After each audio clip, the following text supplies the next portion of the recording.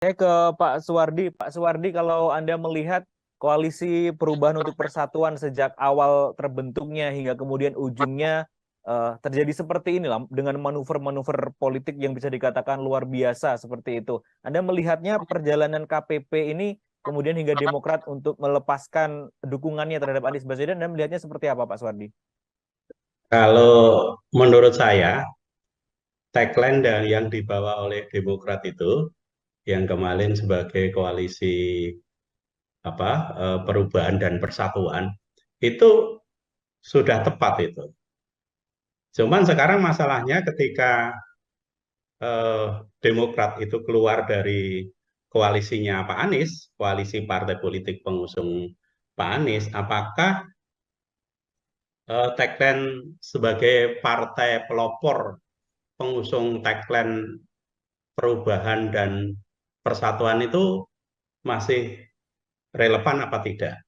Tinggal bergantung kepada bagaimana nanti. Karena begini, kalau Demokrat kemudian bergabung dengan partai pengusung PDIP atau pengusung Ganjar Pranowo, PDIP itu partai penguasa yang selama ini mensupport kebijakan-kebijakan dari Presiden Jokowi.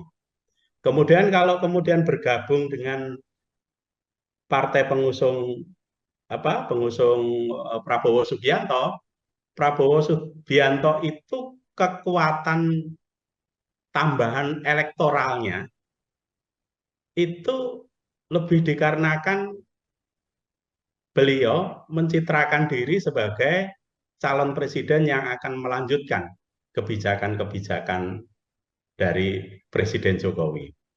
Nah, nah ini yang kemudian perlu ditanyakan kepada teman-teman di Partai Demokrat, apakah teman-teman di Partai Demokrat ini tetap akan menjadi partai yang mencitrakan diri sebagai pelopor dari tagline perubahan dan persatuan atau tidak, seperti itu.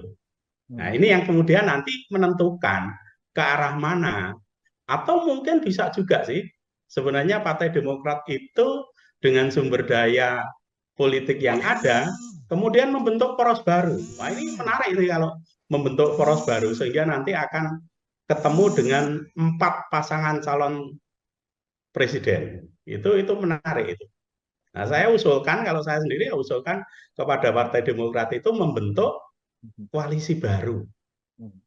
Perkara nanti apakah itu kemudian akan seperti apa hasil pilpresnya, tetapi dengan mengusung calon presiden sendiri, calon wakil presiden sendiri, ini akan berdampak pada efek jas merah itu atau koktail efeknya akan luar biasa.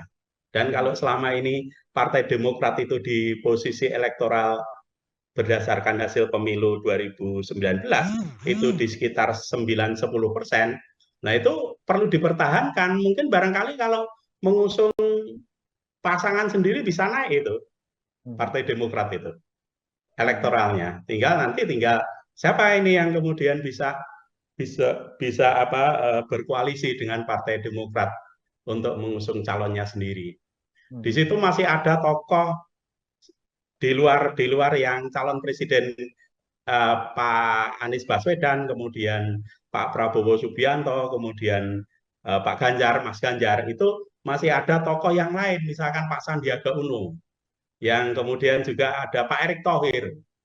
Kemudian mungkin juga tokoh-tokoh muda yang lain, seperti misalkan yang kemarin melakukan gugatan batas usia itu, yang dari wakil gubernur Jawa Timur, Pak Dardak itu. Nah, Dardak ini kan juga kadernya Demokrat dan itu ke depan saya kira akan memiliki karir politik yang bagus tuh Pak Dardak. Kalau Baik, saya itu.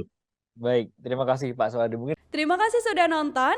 Jangan lupa like, subscribe, dan share ya.